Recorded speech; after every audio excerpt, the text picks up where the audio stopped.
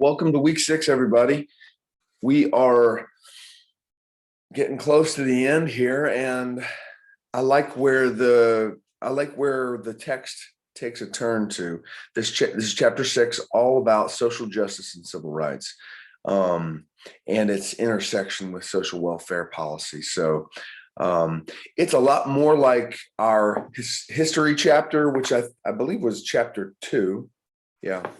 So for me, it's a better read. It's an easier read. Really interesting stuff. Starts out talking about the foundations of our country and the Constitution and the Bill of Rights, but then really dives into all the different categories of civil rights and civil rights legislation. I hope you'll find it interesting. So here we go. Starts out by talking about just sort of the terms civil rights and social justice. Civil rights. These are the rights to which people are entitled to because they're members of a society. And then social justice is just the concept of fairness to all. So like what we've sort of discussed in the chapters previous, I like the sort of the concept of adding social to the front end. So welfare, the idea of welfare is health and help. When we add social welfare, it brings sort of an individual term into a group term. So social justice is different from justice in that it kind of goes to taking justice from justice for one person to justice for all. We've seen lots of barriers to social justice and civil rights, but the text breaks them down into 3 basic categories. And this was a good exercise, I felt like, to help us kind of understand the sort of the nuance of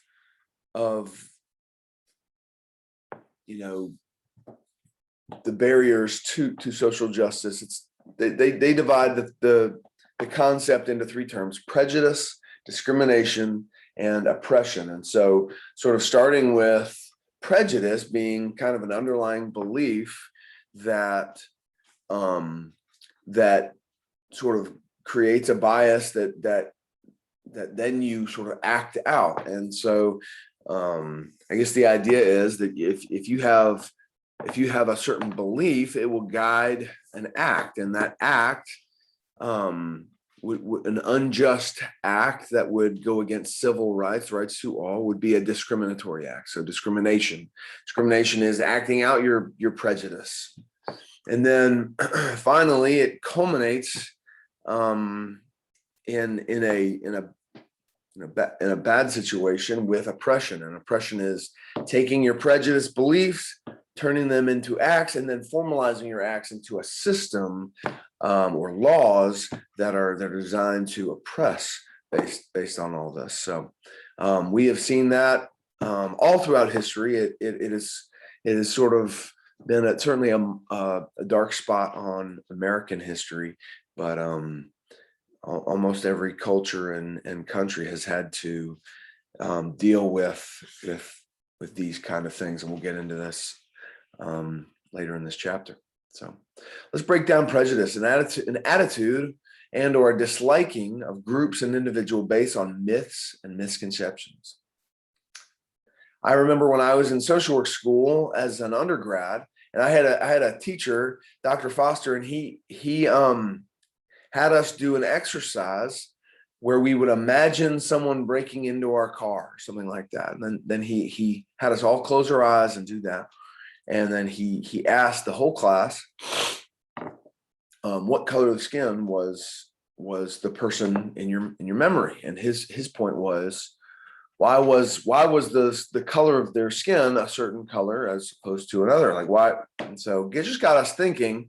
And then he cited a test. And so this test is in a book called Blink. And if you've never read the book Blink, it's by Malcolm Gladwell. It's an incredible book about our subconscious and about the way our brains can, in a blink of an eye, synthesize and decide things based upon sort of like our experiences and maybe even our prejudice. But he talks about this test. And I've got a link here. If you would like to take it, I'd invite you to. I took it again this week. But it's called the implicit bias test. It's done by Harvard.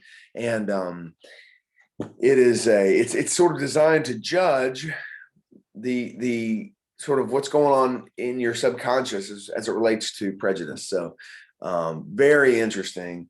And I found that I did not do as well on it as I thought I would. And the conclusion of this test, and in the book Blink, is that sort of the only way to do better on a prejudice test is to change your experiences and start building experiences with people different than you. And so anyway, it's a good lesson, but try that test if you want to. Next term, discrimination. So let's break that down. These are actions, discriminatory actions, treating people differently based on their membership to a group. Lots of times in our history, it's the denial of something. Voting rights. The text has a lot on the history of voting rights. It's an interesting path we've taken towards voting equality. And and some would say that we still have work to do here, and there's still some back and forth with politicians trying to manipulate the voting system. So I had two friends. They both in different times, but in about a 10-year span, they both lived in Thailand. In fact, they actually met each other randomly in Thailand because they happened to be in the same city. So two men. One was black and one was white, and they had very different experiences in Thailand. My friend Stephen came back after his visit to Thailand with crazy stories to tell of discrimination. He said that being black in Thailand is a really hard thing. And I was so impressed with him. And I told him after his stories, I said, don't go back. You don't ever need to go back to that place. And he looked at me with such determination. He said, I'm going back for another year because I'm not going to let I'm not going to let that culture, stop me. I'm not speaking for all Thai people, but his experience in this city in Thailand was really tragic and kind of scary. My friend Daniel is blonde hair, blue eyed, and pale skin, and he lives there to this day. He was treated very differently. He was met with a lot of esteem that he really didn't deserve, and so anyway, it was a real eye-opening experience for me, and to see just the differences of actions that people had in that country. So I'm sure you have examples of your own life where you've seen this happen. And let's talk about oppression. Systematic and pervasive mistreatment of people based on their membership in a certain group. We see this, we see this very explicitly in our history, and then versions of it that folks would argue that still destroy our urban centers, and may even affect elections and voting and that sort of thing. Institutional discrimination is a sort of a sub-term that means that is defined by discrimination built into the norms and institutions of society and enforced by those in power.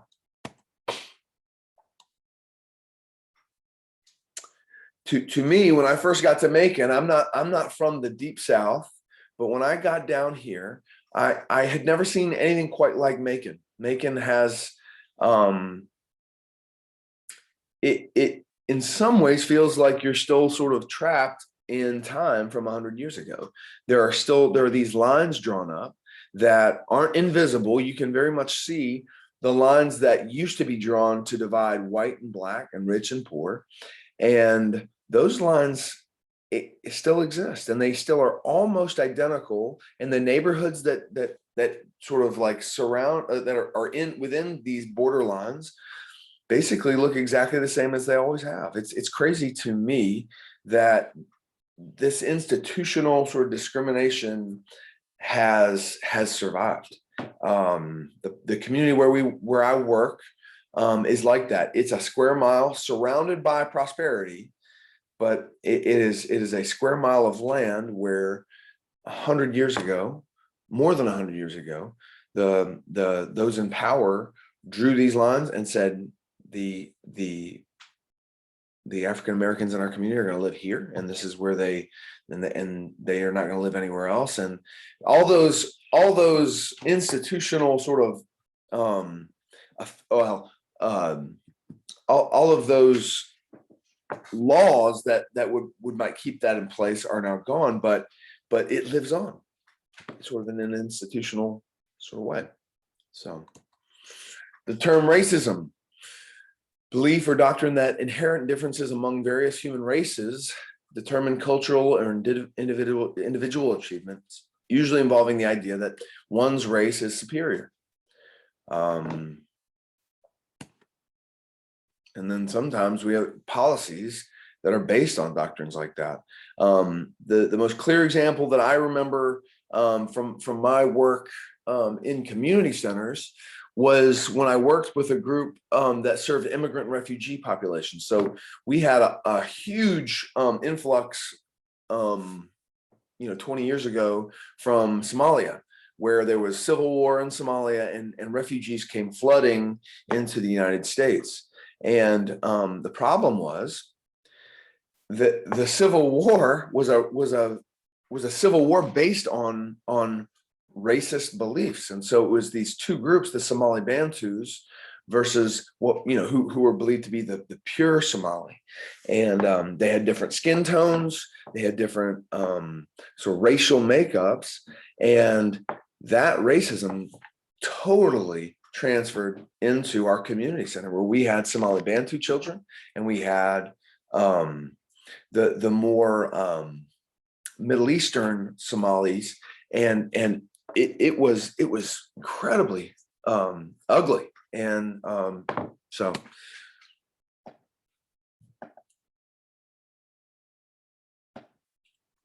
ethnocentrism. So these are all the sort of the facets of this concept, but ethnocentrism is more a cultural thing. So this is the belief that your own ethnic group or your own culture are better, are superior. Nazi Germany, it was an example of this.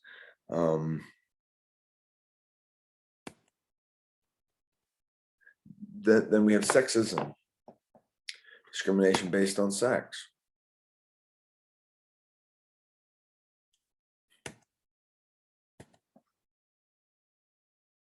Homophobia. I think we all kind of are tracking here with all these terms are pretty common, pretty mainstream. Classism. And this one gets unnoticed, I feel like sometimes. This one I feel like is maybe more a problem than anyone realizes, that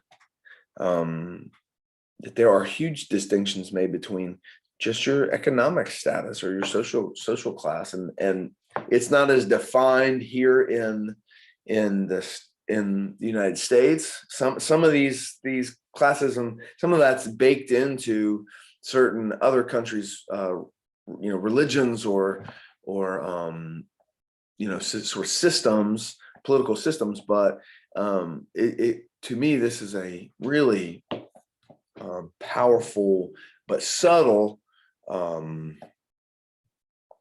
in the United States.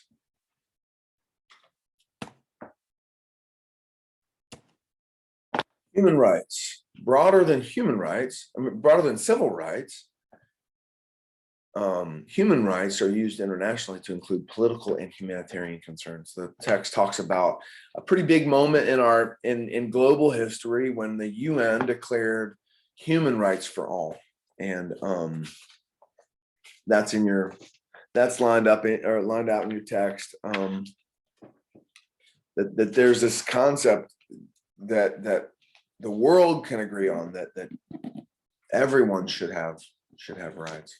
The text talks a lot about the Constitution, and the Bill of Rights sort of as the cornerstone of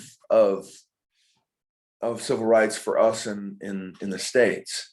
And it was a really kind of a good exercise for me to just go back and read all the first 10 amendments are listed in the text, and to see what they covered and what they didn't cover. So one of the things they did not cover was voting rights. There was not a lot of specificity. And so we see that actually turned out to be a pretty big problem for us as a country. The right to vote wasn't clearly spelled out. And they left those decisions basically to the states for a long, long time. But thanks to some of the results of the Civil War and the abolitionist movement, it paved the way for amendments made to the Constitution.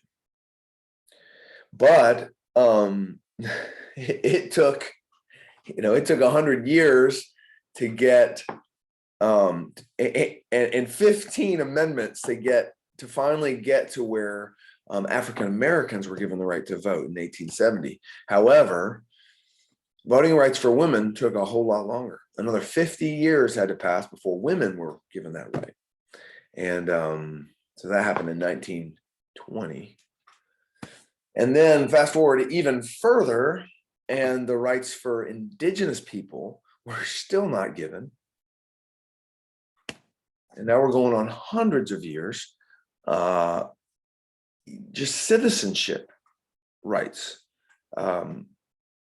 So in the case of indigenous people, they weren't even granted citizenship until 1924.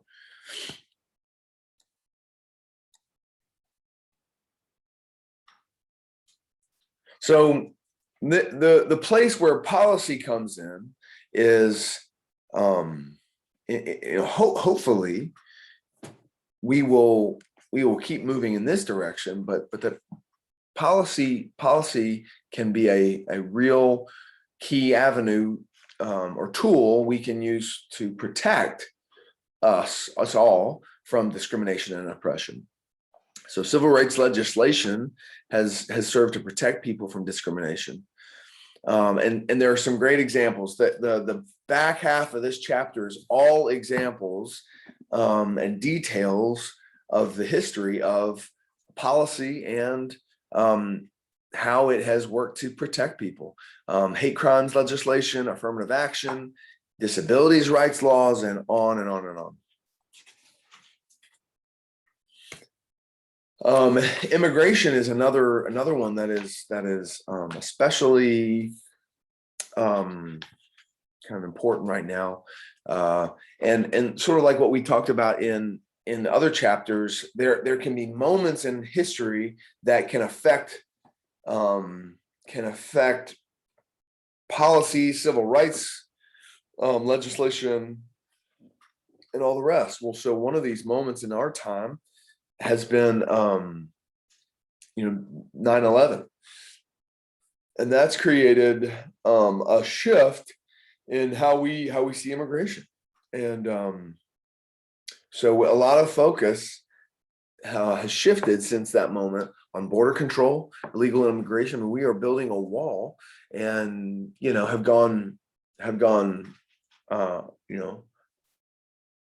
nearly 300 years without ever having to need, ever needing to build a wall on our borders, and now it's happening, and a lot of people see this progression really take off after 9/11. So yeah, other things that can cause this or strained relations internationally.